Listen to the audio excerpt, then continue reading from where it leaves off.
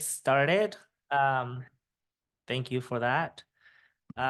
Good morning, everybody. My name is Juan Espinosa, Director of Student Success here at the UCLA School of Nursing. Thank you for joining us today for this alumni panel.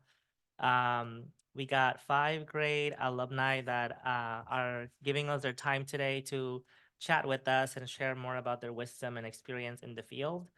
We're gonna go around with a few introductions. I see I got Brian, I got Claire, I got Melanie. Thank you. And then we have Astrid and Jasmine in the room. And also, what's your name again?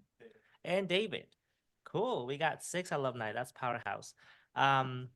So just to get it started with the introductions, with Dr. Melanie Altamirano Cariaga, she's a comprehensive stroke program nurse practitioner. She has 10 years of experience in neurostroke and neurocritical care at a comprehensive stroke center in honor of her dad, who had a stroke when she was in high school.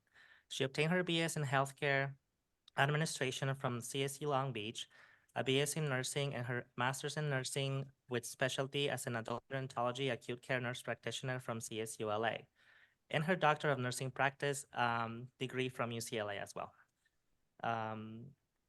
We have also Jasmine Briones. Jasmine Briones is the Director of Nursing and Operations for the Perioperative Services at Ronald Reagan UCLA Medical Center.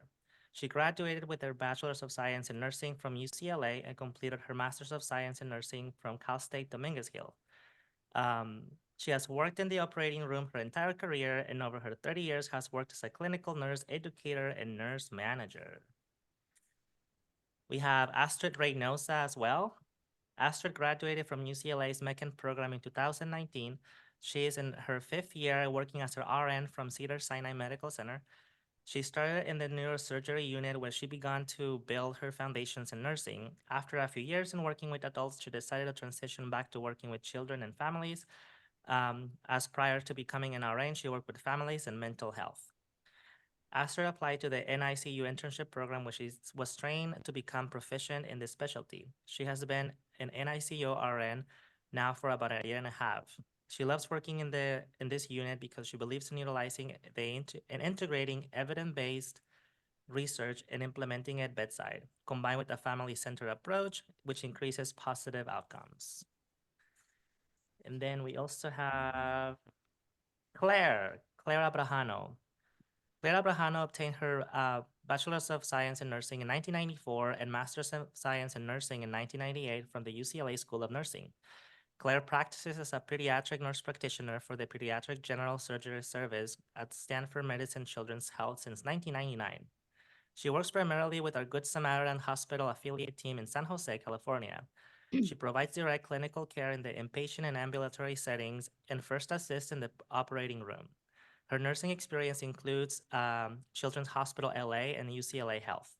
She began her MP career with the anesthesia service at CHLA, and she has a strong interest and experience in program development, research, and the management of abdominal wall defects, chest wall anomalies, and colorectal disease and bowel management. And last but certainly not least, we have Brian Mata. As a triple Bruin, Brian holds a BA in History, a Master of Public Health with a concentration in Health Policy and Management, and a Master of Science in Nursing from the UCLA School of Nursing. His portfolio consists of electric health record optimization, mobile clinical documentation, virtual care, patient and workforce safety, regulatory compliance, risk management, survey readiness, and clinical education. Brian joined Kaiser Permanente in 2016 as its clinical systems program manager and has been with Kaiser since 2010. As quality coordinator, Brian provides program management and clinical consulting to support home healthcare hospice care in the Integrated Care Center. He provides services across Southern California and Hawaii. Wow. We have 6 superstars here. David, would you like to introduce yourself? My name is David. I graduated in 2019. I currently do critical care for the Prime Health System in the Valley. And then I also am an associate marriage family therapist. So I do mental health as well at the same time. Awesome. Wonderful. Thank you for that, David. We're going to go ahead and get started with the first round of questions. So we will be pulling out from the questions that students submitted as well for you all to answer today. So we're going to just get it going with a little icebreaker. Tell us about yourself, your background, where you grew up, your education, and about your current position. How about we start with Astrid? Sure, yeah. Yeah, sorry. Tell us a little bit about yourself, your background, where you grew up, your education, and a little bit about your current job. Hello. I don't know if this is too loud. My name is Astrid and my background, or first of all, I grew up in the city of Southgate here in LA County. I originally, when I went to college, I did my bachelor's in psychology, but I ended up working in a nursing home for 10 years using my psychology background, and I realized that I wanted to do nursing. So I went back to school and did the MECN program here at UCLA. And from here, I graduated and ended up applying to different new grad programs. And I mean, I think I applied to like 3 different hospitals and I ended up finally getting hired at Cedars Sinai. So at Cedars, I started off in the neurosurgery unit and did 3 years as a med surg nurse. And then Cedars has these internship programs where you can be trained to work in a specialty. And I did the NICU nurse specialty because I wanted to go back to working with a babies and families. And basically that's where I'm at now. Wonderful. Thank you. Go ahead, Jasmine. Hi, so I immigrated to the United States and when I was 2, lived in Southern California all my life, had the opportunity to come here to UCLA as a new grad, and my mom was like, one of my daughters will be a nurse and my sister's an accountant, so here I am. I've worked, lucky enough, again, I was saying, we had the elective to work in the operating room as a 120 program here at UCLA, and that's how I got my job. I've been in the operating room my entire career, have loved it, and have moved up in that department. As I mentioned, as a clinical nurse, was the educator with my master's of the nursing of the education focus. And right now, the operating room and sterile processing departments report up to me. So any patient who's having surgery at Ronald Reagan UCLA Medical Center comes to my department. We take care of neonates all the way up to geriatric, 15 surgical specialties, including robotic surgery, and every day is a new challenge, which is why I love working at UCLA. Thank you for that. David. Is that all those questions? Oh, let's see. My name is David. My background first was a background in clinical psychology, and then so that's where I got my first master's from. And then eventually I came here to UCLA as a MECN, and then got my MSN. And then now I've combined both together, master's in clinical psychology and nursing, and hopefully soon to be a psych NP. That's the next step in my nursing evolution. I grew up here in LA, spent time between here in LA and Hawaii. So those are the 2 places that I've spent a lot of time with. Opportunities, see, when I first started, I started at pediatrics. So I started at Children's LA, CHLA, and then eventually transitioned over to adults because I've gotten like a full span of from children all the way to adults and seniors. So it definitely helps with the nursing career. But yeah, that's one thing about nursing. You could do anything you want with it as long as you make the opportunities. Awesome. Thank you for that. How about we hear from Dr. Altamirano? Hello, my name is Melanie. I'm from here. I'm from Carson, California. I chose to be a nurse because my dad had a stroke when I was a senior. So that flipped my life around, but I knew right away I wanted to be a nurse and I knew I had to do it really, really fast. So I went to Cal State Long Beach, but waiting to get into the program, I realized it was so impacted. So I actually got a double major by accident and got a healthcare admin bachelor's at 20 years old. And then I actually got into Cal State LA right away. And then I did my bachelor's at Cal State LA and I did my master's at Cal State LA. So I'm an acute care nurse practitioner. And then recently I was the first inaugural cohort for the doctoral program at UCLA. So I wanted to do the UCLA DNP. Since then, I've been an NP for about 10 years now. This will be my 10th exact year. And I've worked all over from the Valley to here in Los Alamitos, where I currently work. I started at Encino and Sherman Oaks, and I've been a stroke nurse practitioner and stroke coordinator at multiple facilities. I did a year of trauma surgery at Harbor UCLA, LA County Hospital. And then I went back because I realized I love stroke and was doing it for my dad. So I had to come back to my purpose. And I ended up finding myself at Los Alamitos. It's a comprehensive stroke center. We do all of the major higher advanced level capabilities that any hospital would do. So I've been here now for about 4 years. That's Great. Thank you, Dr. Altamirano. Yeah. How about Bryant? Hi, everyone. Good morning. Bryant Mata here. Born and raised in LA. I come from a family of healthcare workers. Mom is a cardiac step-down nurse. Dad is a former ER and GI nurse. My younger brother is a neurostroke nurse, and my youngest brother is a pharmacist. So I became a nurse probably in the longest circuitous route possible. I took the non-traditional path. My background is in public health, specifically in health policy and management. So as Juan had mentioned earlier, I graduated from the Fielding School of Public Health and intentionally focused on healthcare operations. So specifically focused on laboratory and pharmacy operations in the beginning with oversight on health IT deployments. And then from there, I did that for a number of years, then moved into the home health space here in Kaiser, Southern California. And during that time, I decided that, well, let's try to get some bedside experience, open up some new opportunities in terms of the clinical leadership pathway.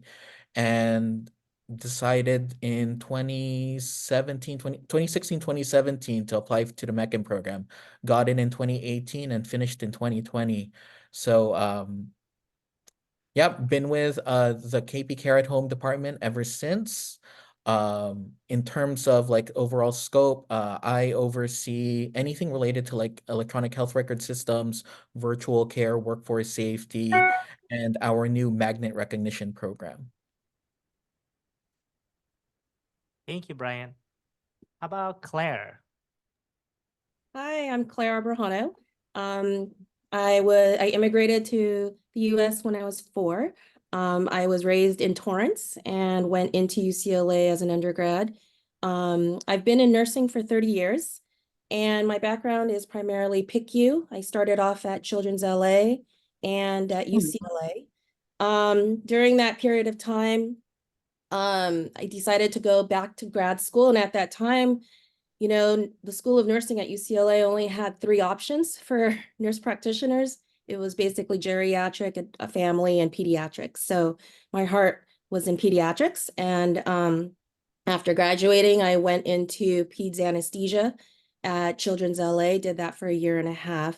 And since 1999, when I moved up to Stanford, I joined the Lucille Packard Children's Hospital, which is now Stanford Medicine Children's Health. And I've been there and I've helped build that program. When I started, we had 3 pediatric surgeons and 2 APPs, which has now grown to 14 pediatric surgeons and 9 APPs. Our service is more of a consulting service. We do primarily inpatient and outpatient. Work-life balance has been tremendous for me, considering the first 12 years of my career path at Stanford has been pretty much working like a resident. And so I had 1 child at that time. In 2011, when I had my second baby, we were growing and we started having satellite campuses to cover the Bay Area. So we cover San Francisco, East Bay, and San Jose area. So one of my surgeons offered a position for me to work down at our satellite office, our satellite hospital, Good Samaritan, which is more of a private community-based facility, which was great because, at the main campus in an academic institution, we have pretty much, you don't really get the opportunity as an advanced practice to go into the operating room because we are committed to the education of the residents and the interns. But working at a primary community-based or private facility, no med students, residents, or fellows can be there. So it's me and the attending. And so I We do inpatient, outpatient, and operate. And so we consult primarily for just the ED, the NICU, and the PEDS floor and PICU. So I've been doing that for the last 12 years. My role has really changed. I know I've been with my service for 25 years and seen it grow. Pediatric general surgery is a love of mine. I love all the diagnoses, the congenital diagnoses. I've helped grow a lot of the programs within our service. The wound care program, as well as the specific diagnoses like colorectal, rectal malformations, chest wall program. Currently, right now, I'm focusing more on pilonidal disease, doing a lot of research into that, and colorectal. I continue to do that as my focus. After 25 years here, I finally went part-time last year. So it's been really fun. And so I have one kid in college at Berkeley, and I get to spend a lot more time being a volleyball mom. So that's my background. Thank you, Claire. That was great. For our next question, and just really diving into the meat and potatoes, what was something helpful for you to know when you enter the workplace as a new grad nurse? How about Astrid? Any tips or advice to our soon-to-be grads? Sure, yeah. What was something helpful for you to know when you enter the workplace as a new grad nurse? What was helpful for me to know is that you're always going to have resources at your hands in any unit you work. And I know that you're going to have a preceptor, but I know that you can always look into speaking to like the educators, because they teach you a lot about whatever floor you end up in. And I used all the resources they gave you. What you learn in school is definitely going to be different than what you learn on the floor. And definitely ask a lot of questions, not just from your preceptor, because everybody, knows different things. So use all the resources they give you. And yeah, that's what was helpful for me when I started. I know both units that I worked at Cedars, they give you a binder with a lot of slides, and I'm hoping that every unit that anyone ever gets hired at gives you those resources. And when you're in the hospital, at least at Cedars, you have access to like their own library, their own Lippincott. So whatever, like I said, unit you end up in, they're always going to have resources. And we have our own library too, and librarians that can teach you how to like look for resources online too. So I interview new grads twice a year for the operating room. And what I tell them is go with your passion, be engaged. Whatever department you're going to go into, make sure you're not just coming in and waiting for somebody to tell you what to do, but you're reviewing what to expect. You're looking at your patient population. You understand what you're going to be doing. In the operating room, we utilize Peri-Op 101. So you're doing some online study in addition to what you learned in school, because it's such a specialty. And don't believe what anybody tells you. You could go straight into the operating room. You don't need to do a year of med surg to do OR first. But having said that, go with what with what you love, be passionate, be engaged in wanting to learn more about the unit that you're on and the care that you're taking for those patients. Yeah. I have a follow-up question about that. I feel like I've heard such mixed things about graduating and then being like, you have to do med surg right away. Is that like an outdated thought process? Or because I feel like personally, like rotating in med surg, I'm like, oh my gosh, this is what makes me not want to be a nurse, is working in med surg. So is that kind of an outdated thought process in terms of you have to have med surg experience before going into any specialty? Because I know a lot of, especially magnet hospitals, will offer new grad programs in specialized units. So I was just wondering as practicing nurses, what your take is on that. Well, speaking for UCLA, we definitely take new grads in all areas. So during the application process, you actually tell them what 3 areas you're interested in. So it could be ED, operating room, med surg. neuro ICU, whatever it is. And the unit directors will, human resources will look at that and set you up with the interviews for those areas. So I don't want to say it's outdated. You do learn things being in med surg. Obviously, you learn, somebody who comes to me from med surg will learn better time management, better ability to communicate with the patient. So you're always learning. But you don't have to do that in order to qualify for going into a specialty area, at least at UCLA.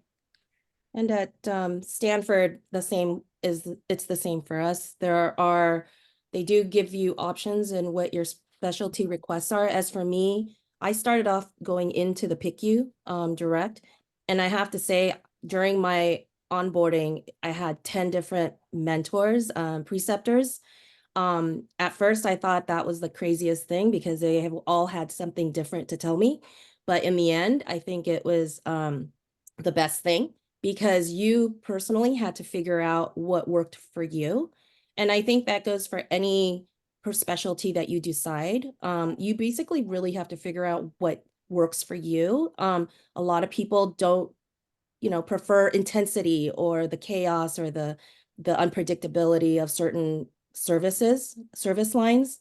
And I find that when we're hiring, and I've come across a lot of APPs and RNs in their job roles, but it's really what you like and be a sponge and see where you feel you're going to grow the most and have the best potential in and the type of work. So it could be ambulatory, it can be inpatient, it can be, a lot of the programs are, they have a pretty long onboarding. So when you're looking for a job, ask how long their onboarding process is, because that's really helpful. That's where you're going to get your support. Great. That was really great exchange.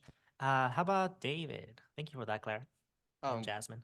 when it comes to when you're in school, like, don't worry about if you don't know what specialty you don't want to do. The great thing about nursing is that you can try everything.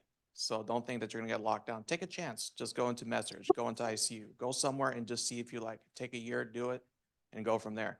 But the biggest thing that I can actually tell, like a piece of advice when it comes to being a new grad, and once you start on a new unit, and Astrid knows, I've known her for almost 20 years. We've been through the whole ringer, and she knows how sociable I can be. Especially when it comes to nursing, and if you're in the MECM program, make sure you're a humble person. Because one thing I've learned, because my preceptors and CHLA up there, we can actually attest it, because I've had 10 preceptors when I was there, and our program is well known. And sometimes we have students that come out without not having that humble sense and think because we're older, we might know more than the preceptor. My preceptor was 6 months younger than me, but she had been there for 20 years.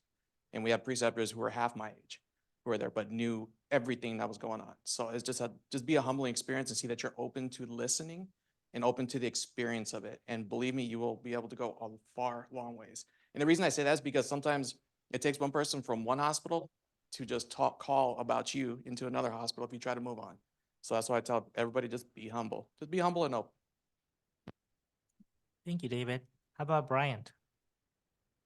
I'm just gonna echo what everyone has mentioned so far. At the KP system, we generally bring everybody through the med surg track, but we definitely after they've gone through that 6 months or so onboarding over at med surg, we definitely try to see if they're up for other more advanced opportunities in, like, let's say telemetry or in a stepped PCU unit.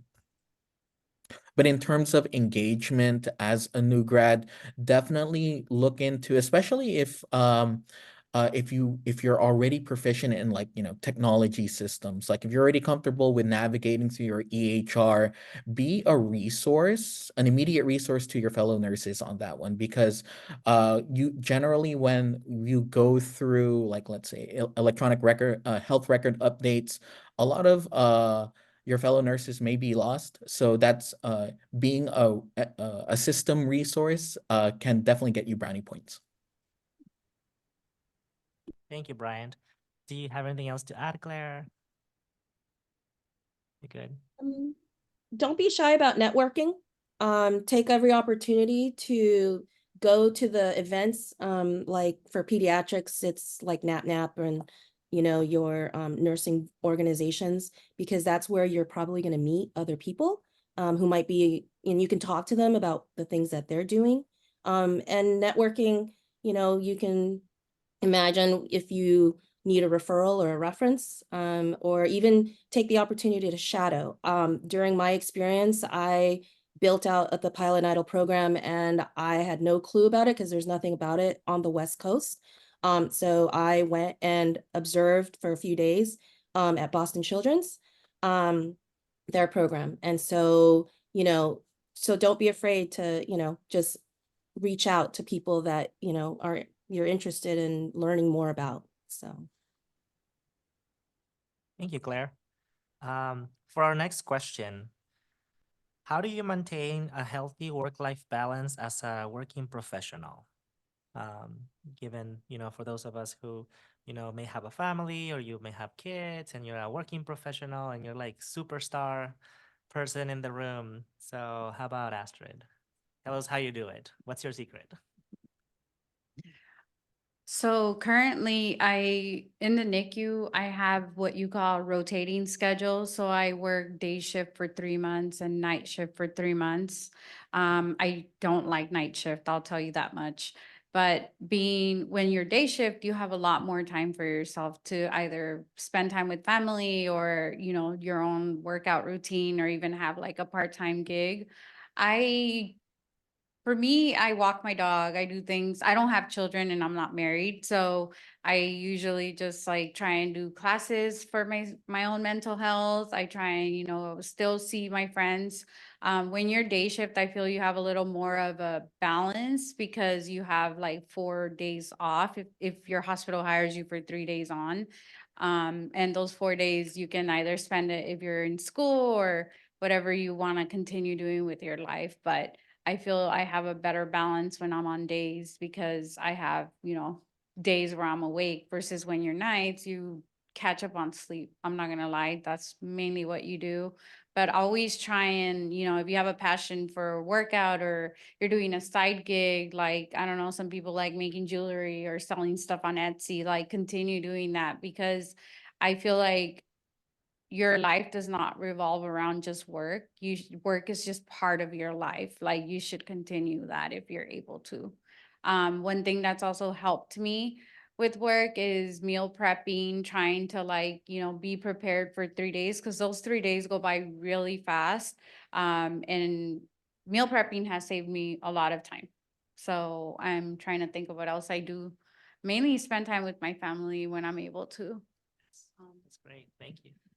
So UCLA as an organization does a really great job of trying to promote employee wellness, right? Whether it's through massages on campus or at work and all of these other things. On a personal level, I always tell my employees, do as I say, not as I do, because I'm there 12 hours a day, 5 days a week, and that's not good work-life balance.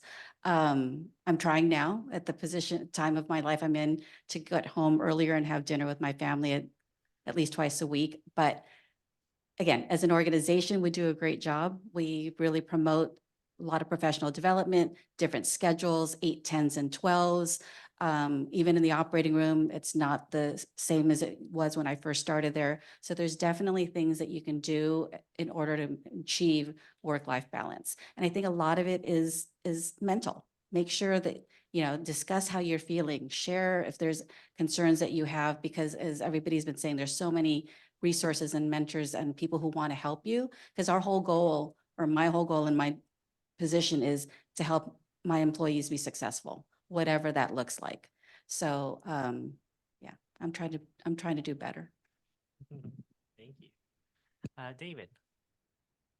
Best thing I could always tell everybody is just do something. I mean, get out there, get out in the sun, get a workout in. I mean, surround yourself with people that bring out the best in you. And like one old saying that I always say is like, surround yourself with people that compliment you and not complicate. Because we're in a profession that not a lot of people understand what we do. And not a lot of people understand. They think like, okay, you're on for 3 days and then you're off for 4. Like you must be so energetic. No, we're not. There's a lot of time that we got to decompress. So, I mean, when you find a vent to someone you can talk to, but talk about things sometimes that doesn't have to be always work. But there's always finding, like I always say, especially in mental health, you need to have your me time. You have something for yourself, even if it's just kind of reading or just something that you like to do. Just have that balance. Because it's true, like Astrid said, you know, work is just an aspect, like a part of our life, but don't make it like your identity. It's just something to learn from, but yeah, just find time for yourself and it will work. Great. Thank you, David. Dr. Altamirano. For me, I work 4 10-hour shifts, but I have a baby. I've only been married for 3 years, and so I'm still feeling that newlywed stage. So work-life balance is very, very tough, but I keep to my schedule. I'm one of those people that's like, we can do dinner. Hold on, let me look at my calendar. It's terrible, but that's really how it works when you have adult friends who are also in the same field. But it works. And for me, it keeps my life balance. I make sure I have girl time. We try to go to Disneyland every so often with a Disney pass with my baby. And then on top of that, if there's things where I feel like I'm working too much, then I'll cut somewhere else or see where I could sleep less and drink more coffee so I could be present with my family when I do have those times where you are working too much or working 14 hours a day, or your family's like, I never see you. So I'll try to compensate and I'll try to make up for it somewhere else. Um, I agree with the meal prepping. It's very hard to even do a lot of the time. So I'll even try to get the services and buy things where things are already meal prepped. That way it's easier for my family and for my baby. And for me, the biggest thing is having a village, having that support, that family, the husband who will do the laundry if I am at work and things like that, to find that help and ask for help when you need it. Thank you, Dr. Altamirano. Bryant. Hi, just to add, for those future new grads that looking to transition to probably a more supervisory role, what's helped in my case is definitely learning to set boundaries, limits to your available time. The tendency for like a fresh new supervisor or charge nurse is to be available at the on demand. But in the instances where you are supported by, like, let's say a solid team, rely on that team, right? And if take any opportunity you can to cross train your folks to provide a solid backup. And that's definitely worked for me on my end. And in terms of like trying to get that work-life balance, what's helped lately for me is kind of keeping track of the number of vacation hours I'm accruing. So that way I could kind of project out when I could take my next vacation. Thank you, Brian. That was great. How about Claire? Yeah, I echo everyone else's sentiments. I think for me, working in an academic institution, I think that was one of the reasons why I transitioned from RN to advanced practice in a way, because I wanted a little bit more flexibility.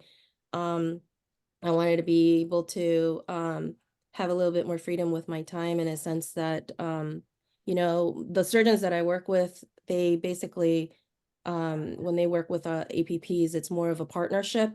It's a career. We're exempt employees. And so with RN work, I feel, with the union and the time shift, it's great. You're in and out and you're done for the day. Nobody can call you really so much in terms of, and that. But when in this role, families call, families find our phone numbers I don't know how they get our cell phones, but they call or text. So that my boundaries over the years have been very lax. I'm getting better. But and plus being in the operating room in a facility where you're sort of the partner in that, I have had to come in on weekends and to help with certain cases and on-call stuff. But but I love it. I enjoy it. And so my direction in where I am, and so the academic institution is great, but 12 years of it was enough for me. And when I had my second baby, I needed to have my weekends, and I worked day shift. And I wanted to have my long vacations. And so in that role capacity, I can take my 2-week, 2.5, 3-week vacations if I needed to. And so, yeah, I mean, I think now working part-time too, that's another phase in my life where I'm at right now, where I'm allowed to focus more about my research, and still do some clinical, but not as much clinical, and do a lot more family time. So I think that's kind of where I'm at right now. So I don't plan on pursuing any more advanced degree. I think I'm pretty much at where I want to be right now. And I'm still learning in the operating room and in the research that I'm doing. So it's as long as I'm stimulated and learning. So Thank you, Claire. That was great. We will get a question from the chat from Alexis. How do you guys self-regulate and deal with any high stress, anxiety situations that have happened while on shift? Give you a second for that. How about Astrid?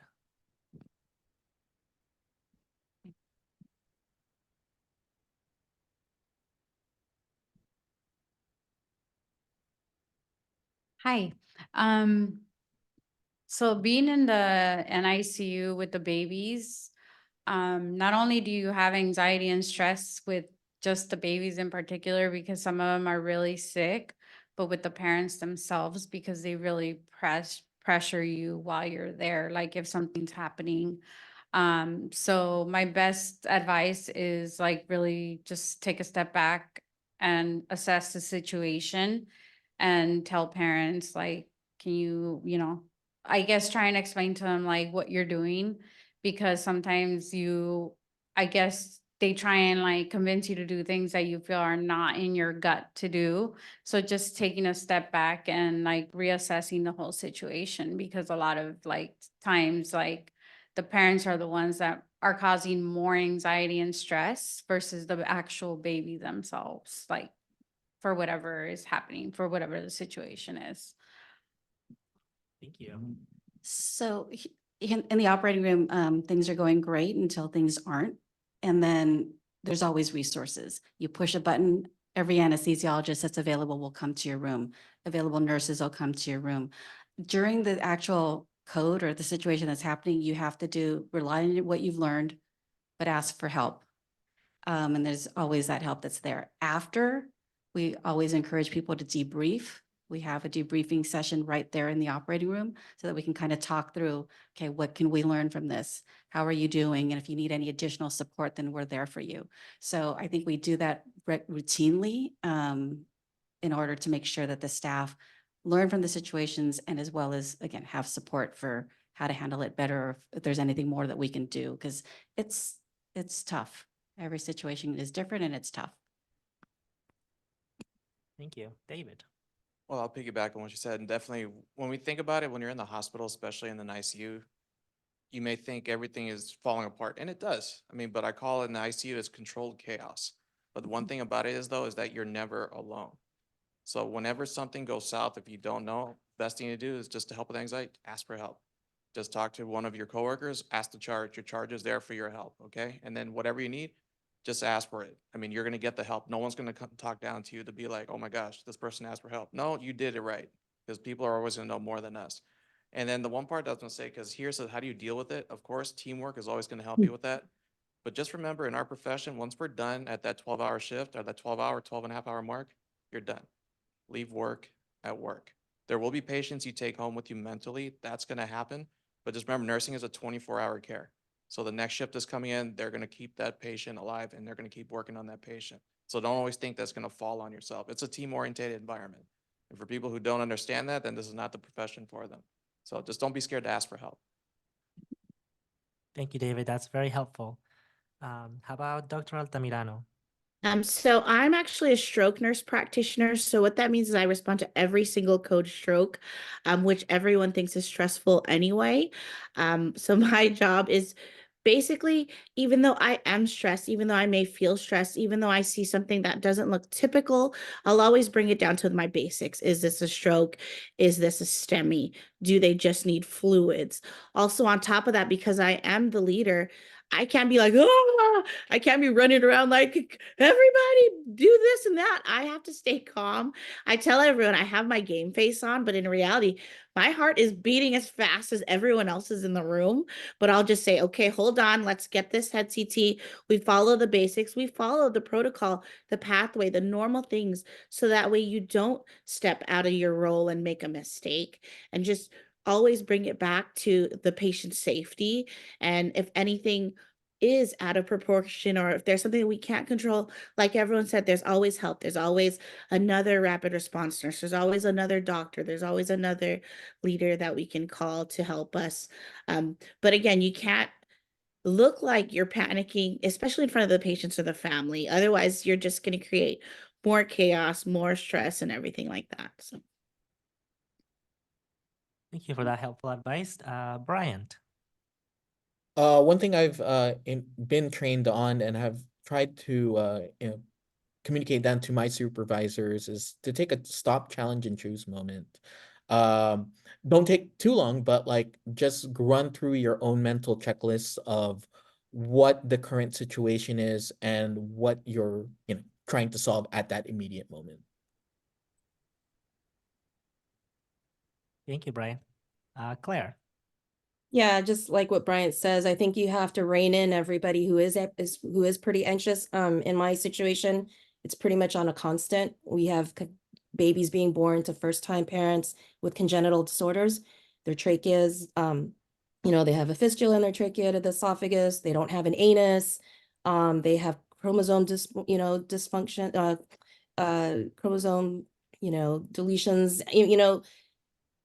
The anxiety and telling the parents that they have, we have to bring their child to the operating room is in itself very, very stressful. And I think part of it is, know your team. I think it's super, super important that you trust the people around you. They have your back. And when those difficult situations arise, you really have to support each other. We have weekly division meetings with all our 14 surgeons, and we talk and discuss, because even the surgeons, we all talk about getting through a certain family. Sometimes we even have to ante it up to an ethics committee when things get really bad. Sometimes we've had to fire families and have them write statements to like leave the hospital.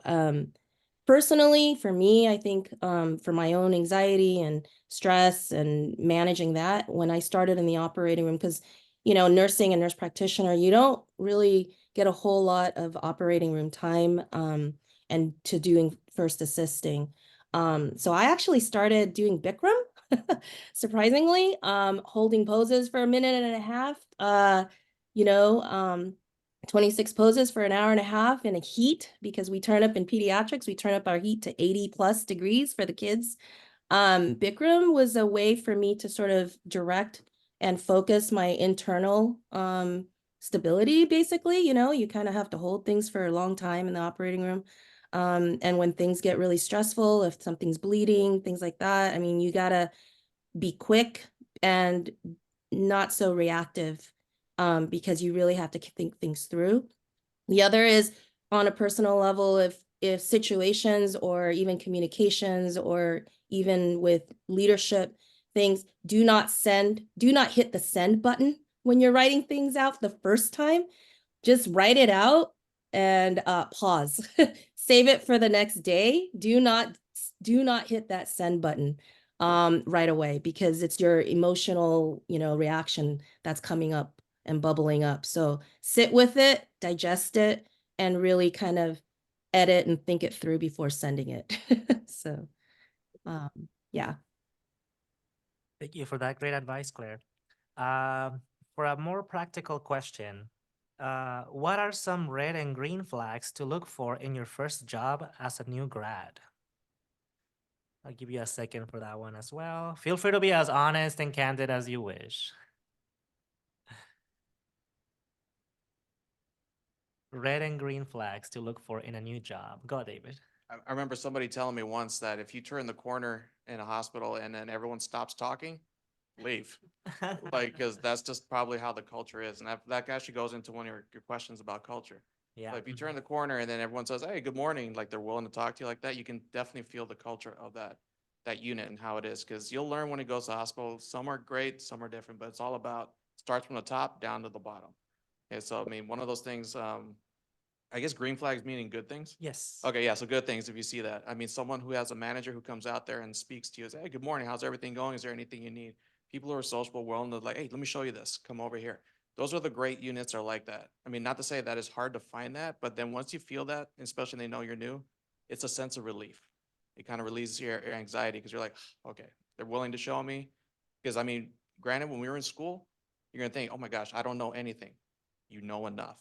By the time you get there, you're gonna have a foundation, you're gonna keep your patients safe, and you're just gonna learn more from there.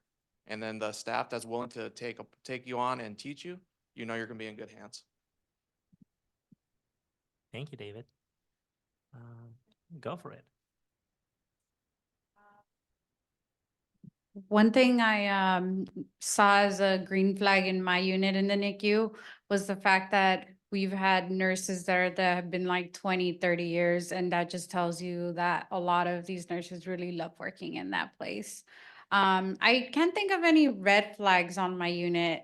I actually love my unit, and the educators there are amazing. And to be honest, like just knowing that our own manager was a bedside nurse there for 20 years before she became an actual manager says a lot about the unit, that people, there's not a lot of turnover. If people leave, it's because they, moved out of state, or I've known people that became moms or dads and they're like, oh, I need to work less. But knowing that people are there for a long time says a lot of good things about my unit. So far I've had a good experience, and I've only been there a year and a half.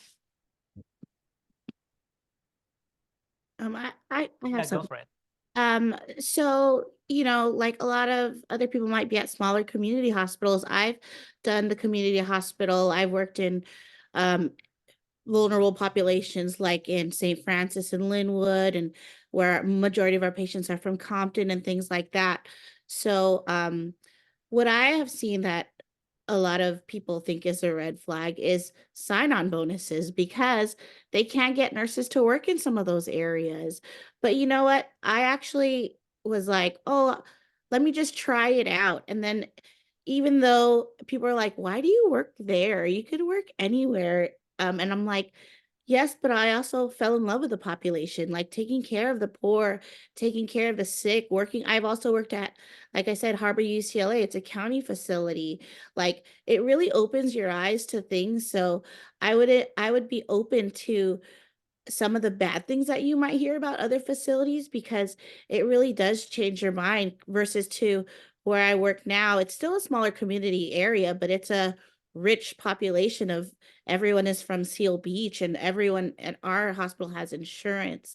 Um, Another thing that I've been seeing recently, though, even though the hospital is great, with COVID, there's been so many nurses leaving. A lot of new grads have been leaving, and the reason they're leaving is because they don't feel like there's enough support. Like they'll get there and then something might go wrong, and then they get scared and then they quit. And I'm like, why are you quitting? And they're like, I'm quitting nursing because it's not for me. That is one of those things where the generation mindset is a little bit different. So we got to remind everyone, like, you can't let one slump take you out of this entire career, because you will have those moments as a new grad where you might feel like it's not for you. Everyone does it. But I would look into those things and talk to people at the hospitals, talk to people about where the support is. People are like, oh, this has a $25,000 sign-on bonus. And I'm like, that could be a red flag, because people don't want that culture, don't want to stay there. So that's one of the things that I really tell people. Thank you, Dr. Altamirano. How about Bryant? All right. I'm just gonna did on everything everyone has said on the green flags. One red flag that I want to particularly mention is tea time. And if you find yourself in a situation where staff are, just engaging a lot of, like, for lack of a better term, spilling the tea, right? Learn to navigate through that, right? Be cautious. because it could definitely, if you're not, it could spiral out of control. So be cautious on what you engage in with your fellow teams. It's because it's just bad for team morale and team dynamics. And by spilling the tea, I'm referring to just general gossiping. Thank you, Brian. How about Claire? Yeah, I agree with that. I think you have to sort of set your own perception of the unit yourself. And I think that you want to also know who's in their interview. I think who the leadership allows to partake in the interview process. I feel like if there's a lot of good representation by RNs, or allowing you to speak with the other RNs, or in allowing you to look onto the unit and see how they do their role. For APP hiring, it's for, I'm always curious about how involved the APPs are when they're hiring a peer.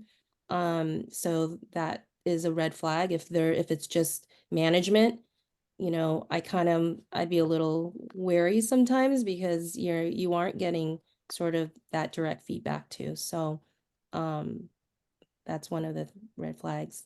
And also I think from looking at experience by other people, and the longevity of the staff, like other people have mentioned. So. Thank you. Some great tips there. Jasmine, go for it. Last thing I'll add is, again, being the director and telling the staff, just as everybody's saying, we don't want people gossiping. We don't want the morale to go down. We want people to be supportive. It's a culture change, because a lot of staff are like, no, when I first started, it was, trial by fire and, eat your young, all of those things that we hear.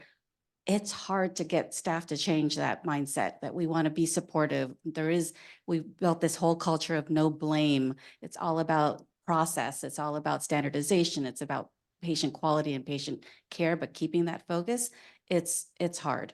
So being somebody who's come from that culture where I was told, okay, you just stand in that spot and watch, trying to change all of that it's a process. So I agree, don't let one bad day change your entire decision for what you've worked for 4 years or plus. Talk to somebody, because you're going to have somebody who will support you and help you get through it. Thank you all. And we're nearing the hour, so we're going to go ahead and do our final question. And just take a few minutes to think about this one. What does it mean to you to be a Bruin nurse? Whoever wants to jump in, go for it. And start. For me, a Bruin nurse is, I've grown up here. I'm a UCLA undergrad nurse who's worked at UCLA for 28 of my 30 years as a nurse, worked at Torrance Memorial for a couple years. But again, for me, that means you're proud of being here at UCLA. I'm always happy to tell people that I work at UCLA, as well as I went to UCLA. And it's always nice when I meet new people, and there's always a connection somehow, some way to UCLA, and it's a great thing. So I'm proud of where I've been able to accomplish, and talking to these peers, I feel like, oh, I'm underperforming and you guys are inspiring me. So that's the other thing about being a Bruin, right? You can come back and be inspired and continue to want to do more in your career and as as a Bruin. So. Yeah. Being a Bruin nurse has been great, because it's just that it's a Bruin family. I mean, we always want to go to UCLA. A lot of us do, because like if we grow up around here, everybody's like, I want to go to UCLA, and then you make it. But one thing I've definitely known that's been great about this program is that I've met people in other hospitals that I would never guessed or never known, and then they're actually Bruin nurses, or they're actually affiliated and they teach here, like in the MP programs. So one thing about it, like Astrid will always make fun of me, because everything about me and our profession is about networking. So when I'm in other hospitals, I've gotten letter recommendations from DNPs, from all kinds of doctors, or whoever I need. I can just ask them, especially just because we went to UCLA. And then they see how I carry myself on the floor and how I conduct myself. And that's one thing that's always helped. So it's great being a Bruin nurse. It didn't hit me till later. it wasn't like right then and there. We have the pride because we graduated, go Bruins, but then it's later down the road that it finally materializes and you're like, hey, it's a great benefit to have this name. Thank you, David. How about Dr. Altamirano on Zoom? For me, I became a Bruin nurse through that doctorate. And once I saw that program was available, I was like, I have to do it. I was like about to get married and I was like, this is what I have to do really quick because I don't have no kids. This is what I want to do because I've always wanted to be a UCLA Bruin. And people are like, why? That's not going to get you any more money. That's not going to get you anywhere. And I was like, watch me. Because I really believed in, the respect and the prestige that UCLA does project. And it's true. Ever since I got my doctorate, people say, oh, you're not gonna get more money. That's not true. I've been able to bargain. I've been able to leverage. I've been able to move to different facilities and honestly bargain for everything that I've wanted in my career to get that, life balance that we all want. And people look up to you. People are like, wow, people are amazed. And like everyone said, you learn to meet other Bruins and you're also amazed by what you see and you want that too. And you always want to strive for excellence. With that being said, I just told Juan the other day that I actually just got an offer for a job at UCLA Santa Monica. It's a secret because I didn't tell my work yet, but I wanted to just put that out Congrats. here. And Woo! I honestly can now say I feel like my world has come to a complete turnaround. I'm going to be the first NP, the stroke NP at Santa Monica, and I'm going to be training. So I'm going to be the APP supervisor. So I'm just really excited. I feel like my world is now, like I can say I made it. And everyone's like, you already made it. And I'm like, no, but I made it because now I'm going to be at UCLA. So I'm very, very excited for that. And I just want to keep growing. Like if there's something even higher than that, then I want to just keep reaching for that. And I believe that's, the spirit of a Bruin. So Thank you, Dr. Altamirano, and congratulations again. thank you. Just don't tell How my work. about how about Bryant? What it means to be a Bruin nurse, being innovative, being humble, and being able to, speak truth to power. To summarize it in those quick points. Yeah. Thank you. Go ahead, Claire. Yeah, just the name in itself and the respect that people honor for the School of Nursing really has really brought that to my career.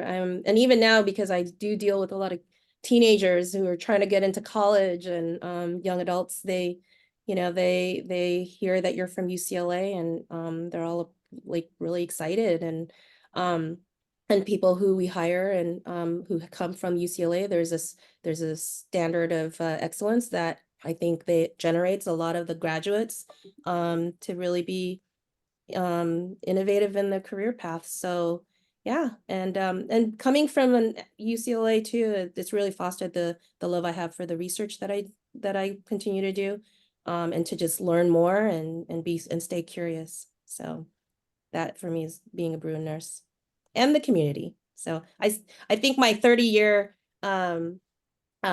nursing classmates are trying to do a reunion this year. So we're looking forward to getting together in LA.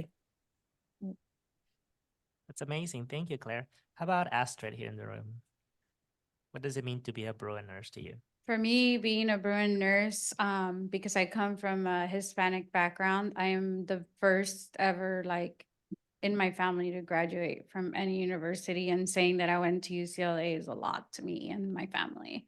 And then I think just doing that itself, that I came here, just has inspired others to, hey, I can make it too. So I'm proud to be a Bruin in general, but even more prouder that I'm a nurse. And the name does carry a lot of weight. And you see people, like David said, from UCLA everywhere. It doesn't matter what hospital you work at, small hospital, big hospital, you're always going to run into Bruins. And you never know, some of those Bruins can put in a good name for you if you apply to other hospitals. So always remember that. So, and even though I work at Cedars, I always have my little UCLA pin on me so people don't forget I came from UCLA. So thank you guys. Thank you. That was wonderful. A round of applause for our panelists, please. Thank you. Thank you so much for spending this last hour with us. We're really appreciative of your time and your commitment to giving back. So we will see you around, and we can probably stop the recording now. Thank you all for joining us. For those of you who joined us on Zoom.